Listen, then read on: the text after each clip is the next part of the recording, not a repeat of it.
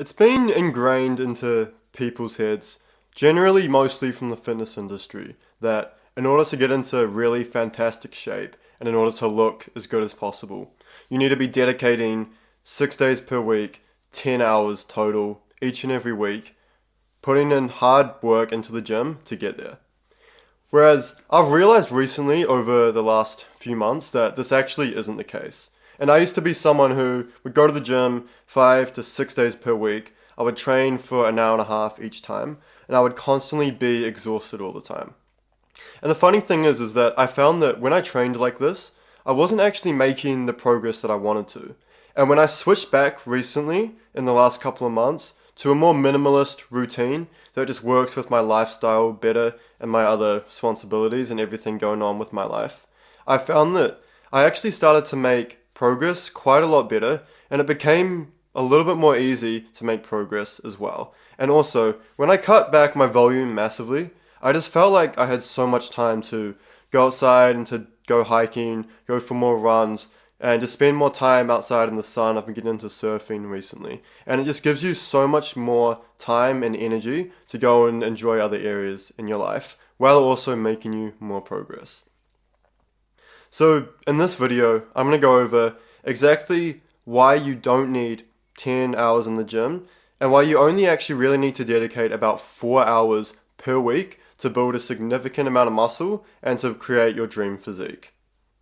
So my first point is the issues with overtraining. And the reason why training 5 to 6 days per week doesn't work is because it creates an excess amount of cortisol. And cortisol can be healthy if it's temporary and it's in short spikes, like if you're training, for example, 3 days per week for 30 to 45 minutes. However, it's when you continually keep training 5, 6 days per week without giving your body enough time to actually rest and recover where it really starts to create issues. So I found that when I trained all this time, the reason why I wasn't actually building muscle is because I was constantly in fight or flight mode. This was because I was studying or I was working full time, and then around the stress that I already had, I was putting on a ton more stress and more cortisol levels just from training in the gym 5, 6 days per week. And I wasn't actually giving my nervous system enough time to actually relax and shift into a state of rest and recover, which is absolutely crucial to build muscle. So overtraining is actually really holding you back. It's also, I've found personally that when I started training this often, the workouts became less enjoyable and I just had less fun overall.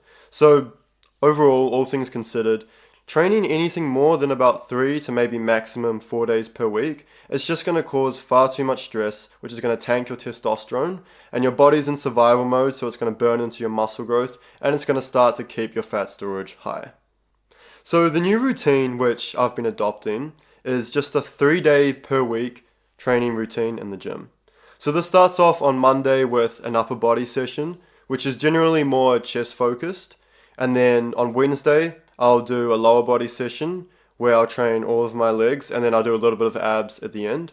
And then on Friday, I'll hit my upper body again and it'll be more of a shoulder focused routine. And I found that this just works so well because you don't actually need to spend any more time than this in the gym.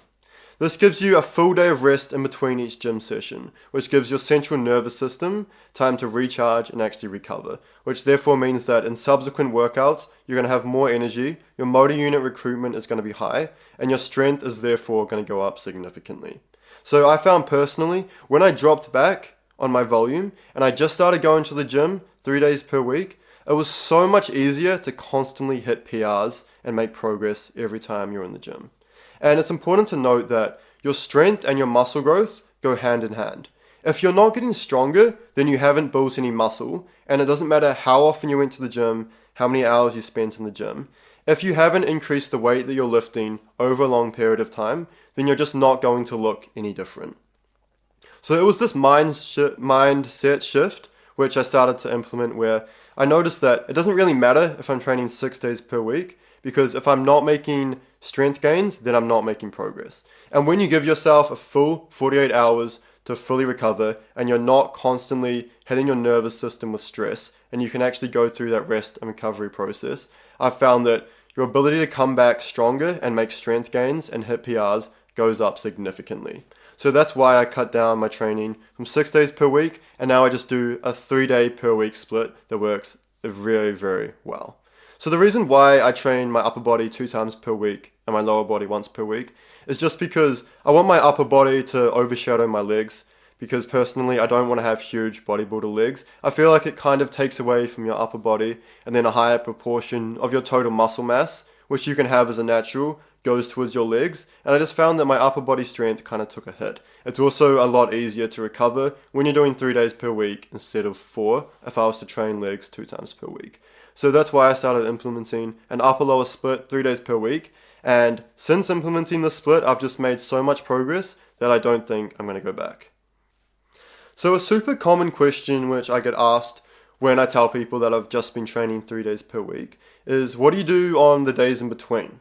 Because if you're cutting your volume in half and you've built up the habit of constantly working out and exercising, then a lot of people struggle with the fact that you only actually really need to go to the gym 3 days per week.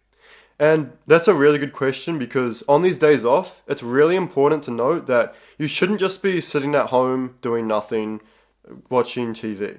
You should be still going outside and moving your body. And that's why I've started to implement some zone 2 cardio.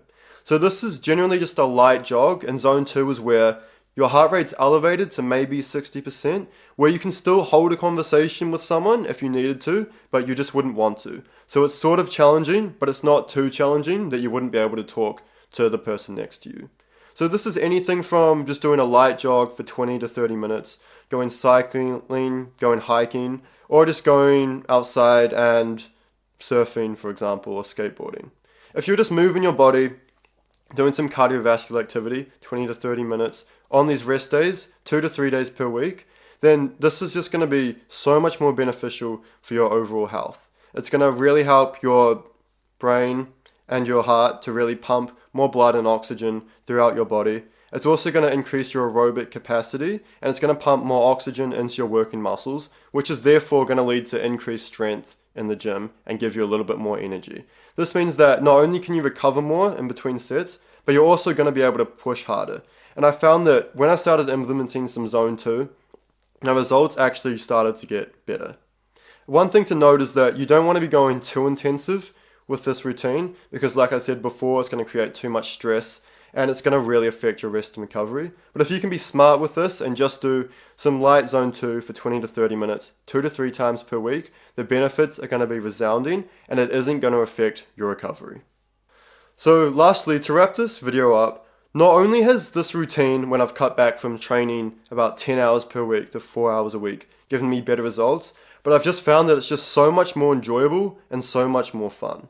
All you really need is 3 45-minute sessions per week in the gym, and then 2 to 3 20 to 30 minute sessions of doing zone 2, and that's all you need. And I found that when you cut down all this volume and you just do this, I found that I just really want to go to the gym more. It becomes so much more exciting, my motivation goes up, and then subsequently my energy when I'm in the gym goes up as well, because I start to actually look forward to training and it doesn't feel like a chore anymore. So it's another really key point, is that when you cut down your volume, you find that it becomes so much more enjoyable, training becomes so much more fun, and it's just you've built a sustainable system which you know you're going to be able to stick to for 10 years in the future, and that's absolutely essential. Because if your consistency isn't there, then you're just not going to be making progress. And if you have a routine which you don't enjoy, eventually you're going to burn out and quit. So that's why I cut down from 10 hours to 4 hours per week, and I hope you guys enjoyed this one. I hope you implement this new training style if you're currently overtraining, and I hope this helps you.